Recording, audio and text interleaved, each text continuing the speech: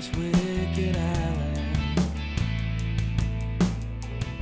and sail back home to my Hello, Somerville. My name is Ed Hallen, and welcome to the Somerville Labor Show. This is a very important show that we have here today. This is my very first remote show via Zoom. My name is Ed Hallen. I'm your host for this show. Haven't done one yet, and this is the way things are going to be for a while. This is the beginning of our third season, and I'm sure that most of us have never expected to be under these circumstances at a particular point in time. And we're all learning to adjust very quickly. Some of the words that we've heard over the past few weeks, pandemic, lockdown, shelter in place, social distancing, have now become all too familiar for us. Since January 2020, we watched the warnings from Wuhan, China, and reports of the devastation of the COVID-19 virus. During the month of February, more news reports continued to warn about the virus and its rapid spread worldwide. Currently, we may be experiencing what is expected to become the highest level of the pandemic, and currently in the United States has the highest number of COVID-19 cases in the world. What we are all experiencing is a test of our mental and physical strength.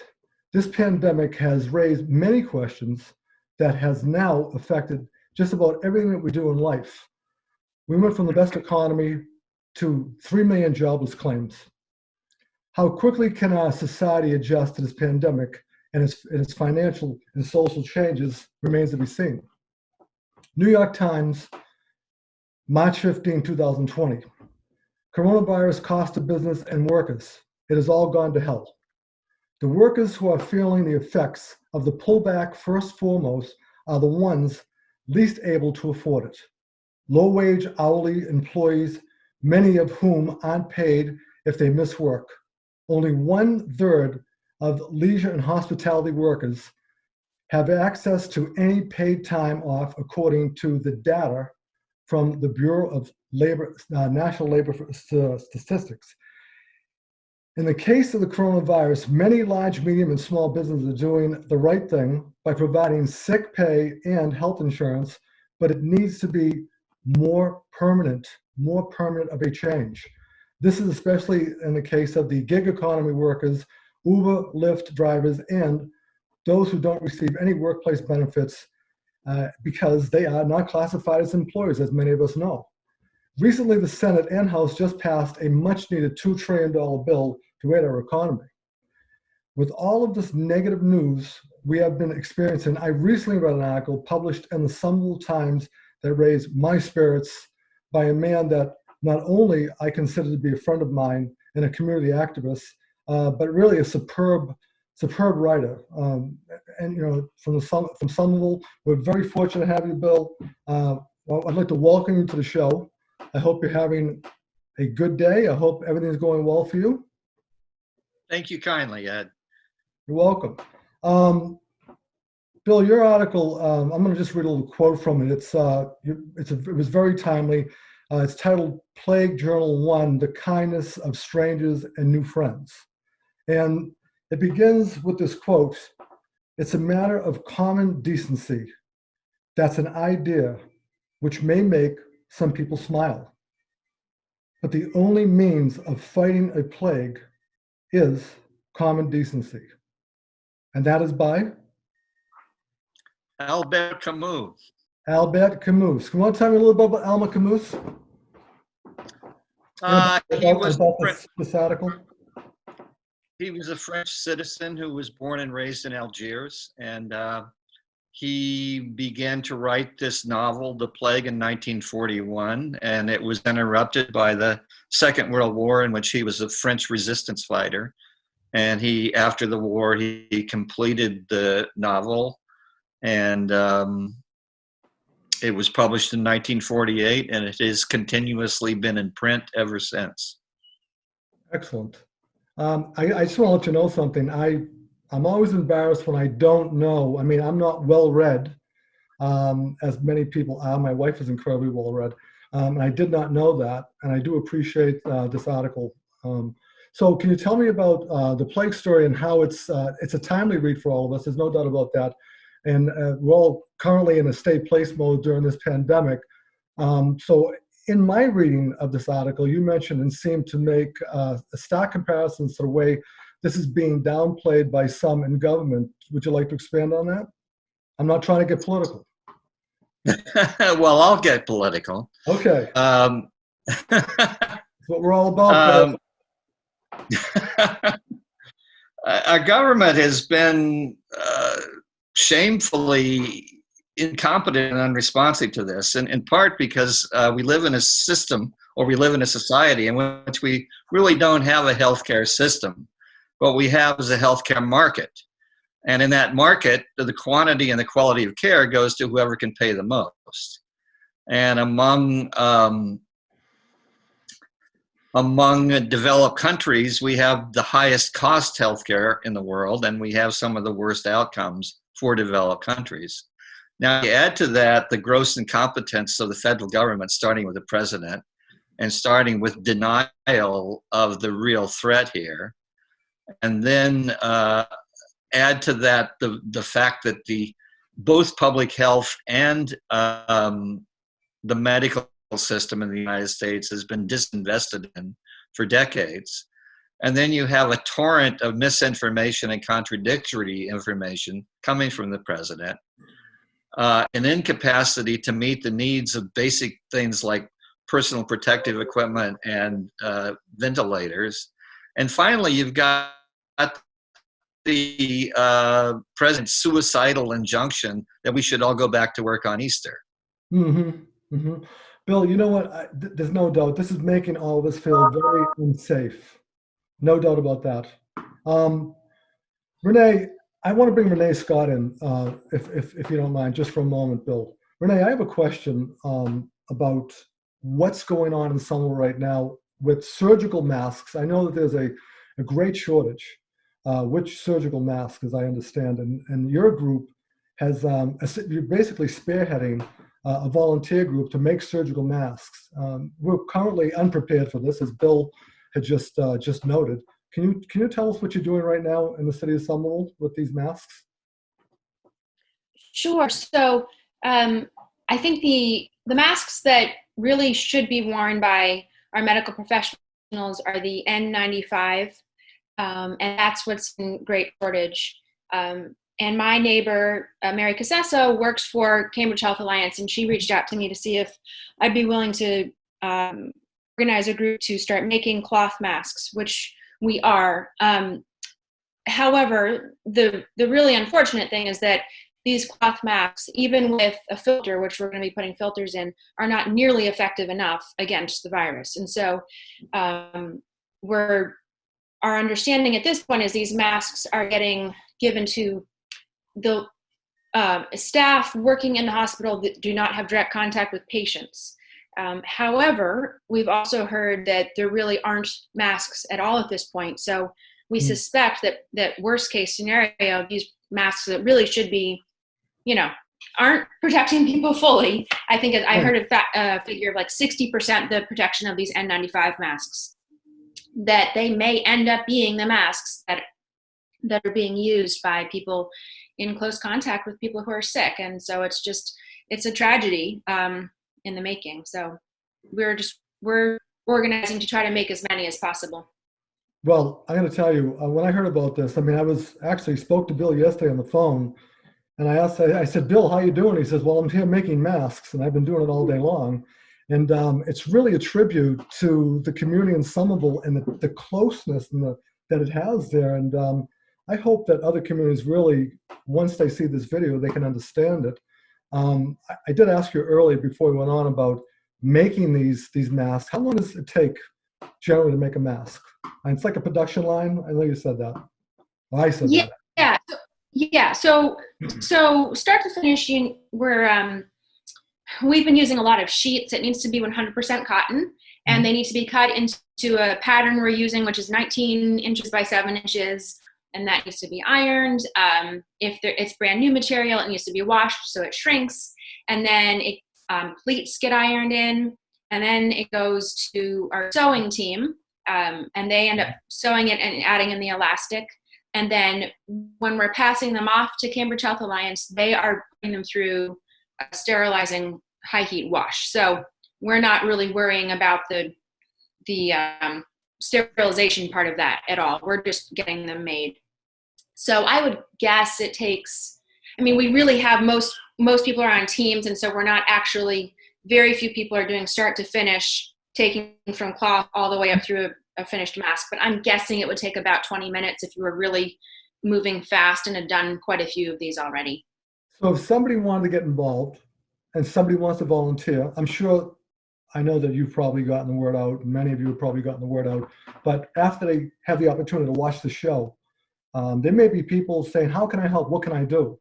And we may have a whole host of people home right now that have these abilities, and we'll do it, and we'll join and help out. Is there a site they can go to? Is there a number they can call? Yeah, we would take all help we can get, whether it's donating sheets, or we actually had a neighbor who wanted to help but was too busy, so he bought us a whole bunch of cloth. We've had people being couriers, dropping things off to other people, all the way up through ironing, cutting, sewing. We'll take any or all of the above for help. Probably the best way to get in touch with us is to email PH, which stands for Prospect Hill, which is where we started, but it's gone citywide. Okay. PH Mask Maker, so MASKMAKER @gmail.com. And that's that up. We'll put that up on the show. Right. To make sure, is there a number or just an email address? There may be people that don't have email. Then I will give my cell phone number out. I'm happy to do that. That's 617-595-7607. Email is preferred because I can get people the pattern and the documents, but absolutely if someone wants to help and they only have phone number, give me a call. I will gladly talk to them, or text is fine as well. Perfect. I mean, this is really something I've never heard of it, and I just think it's amazing what people will do when there is a crisis and it's affecting all of us. Really, it's amazing. And I thank you for that. If you can just hang on, Renee. Oh, so go ahead. Oh, I was going to add one more thing, which is what the hospitals need more. I mean, making these masks is important. What they need more than anything is if people happen to have these N95 masks in their homes for some reason and are willing to donate them, those are gold. So they also could get in touch with me, same email, and I will get them to the right place. That is number one priority is getting those donated if possible. Thank you. Thank you so much. If you can hang on, we're going to keep having this group conversation. I appreciate that. So I'm going to go to Jessie Norriss right now. Jessie, you were with let me just see, you're with the Mutual Medford and Somerville group, and it's you agreed to come on the show at the last minute. We really appreciate that as well. And you have information about the group that what is doing some tremendous work, and you can tell us about this group and what exactly they are doing right now to help Medford and Somerville. Yeah, definitely. Thanks for having me on. So I'm with the Mutual Aid Mamas working across Medford and Somerville, and we are a group of organizers that really recognize that, as Bill was saying, there was a shortage and kind of a gap in how the government was responding to this. Recognizing that we have a huge need within this community and that everyone has something to offer. And so what we started developing was an infrastructure for folks to get the help that they need from their community in a couple of different ways. So first and foremost, we have a hotline that anyone can call, both English, Spanish, we also have Portuguese and other languages that we can help accommodate. Call or text that hotline for any questions that you might have or any needs you might have. And we've also developed infrastructure like neighborhood pods. So those really local groups, your block, and recognizing that. You know what? I was going to ask you about that because I don't even know. We had a little joke and we laughed about this earlier. You said a pod. Now that's a POD, right? Yes. Okay. I thought a pod is one of those things you put on your sidewalk where you're filling it with all of your household goods when you're moving. I apologize. What is that? Is that an acronym for something? It is not an acronym. It's more of just thinking about this group of people or a little pod that we can all work together in recognizing what your community needs are. And so we have pod leaders that are helping each of their neighbors. And so going around putting flyers on your door saying, I'm a point person if you have anything and you need any help. And then that pod leader helps connect all of the other surrounding blocks that could help. How did the group come together, Jessie? How did they come together? Yeah, so this came together, a group of friends about 2 or 3 weeks ago, recognizing that they had a lot of experience in community organizing, and then kind of anticipating that there will be a lot of needs in terms of amount of people that are experiencing unemployment, might not be able to leave their house, might be a little bit more vulnerable, and started to pull together the different resources to develop this infrastructure of helping one another out. So tell me typically, what is it that some of the things that the group is doing right now? Is it outreach with the elderly, outreach with people who have low income, people who have lost their jobs? Is that what's going on? So we have kind of 5 core areas that we're helping within, one being groceries pickup and delivery, one being childcare, one being financial redistribution, so anyone that needs financial services. We also are helping cook meals and again, translating for folks that might need interpretation help. And so we have Google Groups, large email threads of the community, and we've also been reaching out to all the greater Boston areas and saying, maybe, in Cambridge, we can help out folks in Dorchester. And so kind of how we can pull together different resources across neighborhood lines. Okay, so do you have a website that we can get in touch with? If we want to help, and the community wants to help and set up these pods, right, all around the city and help out, what would that be? So mutualaidmamas.com is the website that you can go to. And we also have a hotline, as I mentioned, where you can call or text with anything that you might need. And happy to share that now, or maybe you can post that later. Yeah, you can share whatever you want right now with us. So the hotline, the hotline number is 339-545-1315. Great. And again, you can call or text, and we also have different languages that we can help with. Well, this is what happens when a community comes together. I'll tell you, this is another great story. We're going to keep doing these, actually. This is going to keep going on frequently as this whole, unfortunately, pandemic evolves on that. Bill, I want to go back to you just for a minute, if you don't mind, Bill. I had another question, actually a quote from your article. You also stated in your article that the plague is a narration of human dynamics within a quarantined and imperiled population, and a metaphor for the moral choices presented by human existence. I guess you're going to have to expand on that, Bill. I know it's deep, but it's Camus believed that the plague was a metaphor for the conditions in which all of us live in, and which random death can be visited upon us anytime, regardless of our virtues, regardless of who we are. It doesn't matter. In fact, he was a good example of it, because he was killed in an automobile crash in 1960. I don't think he was much more than 40 at the time. But the idea is that he used the plague as a way to make an extreme example of moral choices that we have to make every day. In his novel, one of his characters says something like, "All I know is that in this world, there are pestilences and there are victims.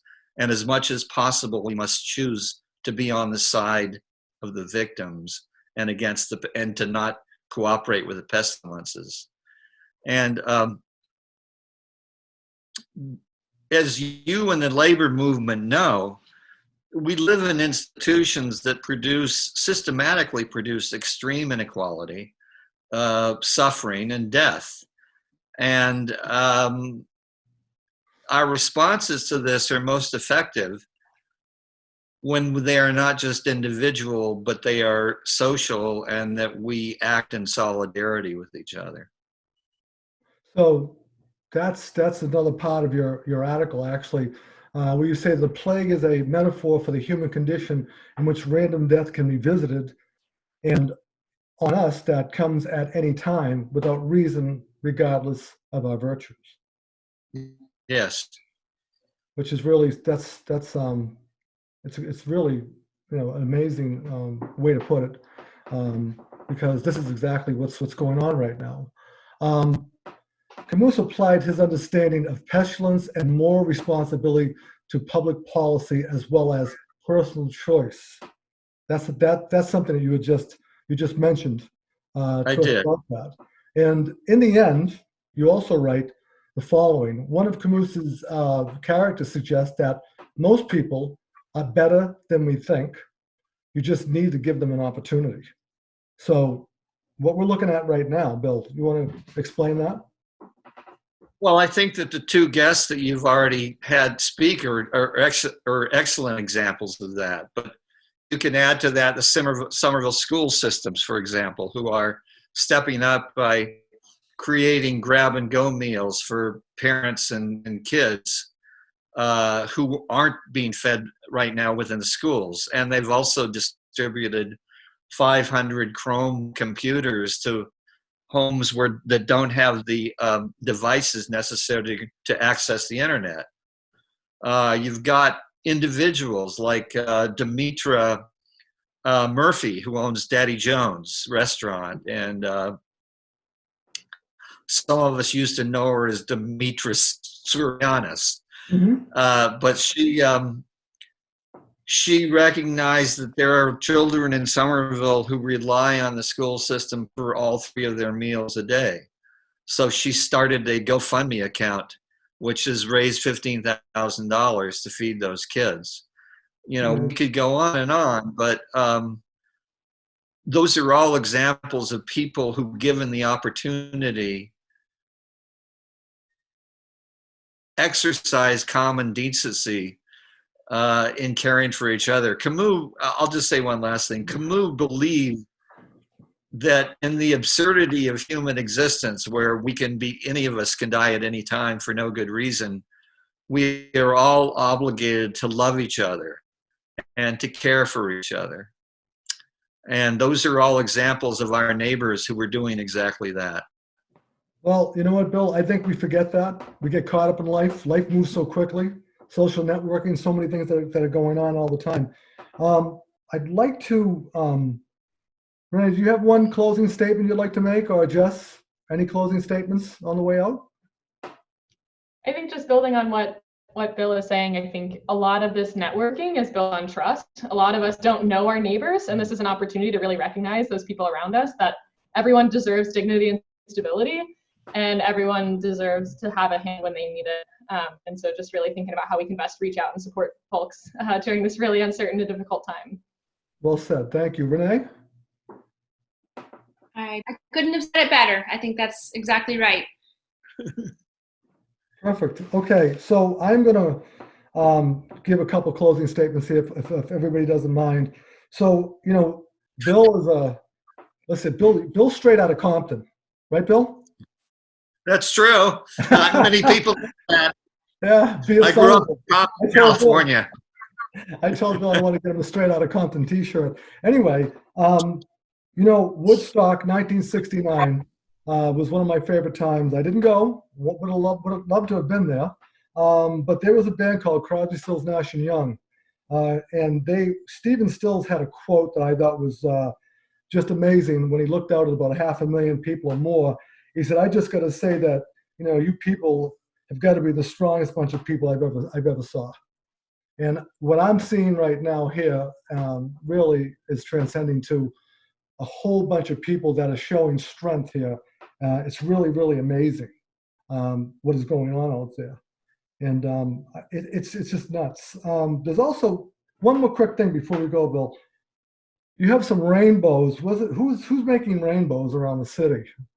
Is there somebody making rainbows or putting rainbows up? Well, it began with a neighbor of Renee's and mine, Kate Brillantes, just came up with this idea that a lot of parents with homebound kids, the kids are getting cabin fever, and if we all put rainbows on our front windows, the parents could take the kids out for walks and have a kind of counting game. So last week it was windows. This week it's hearts. Okay. Whatever raises our spirits, that's all really that matters.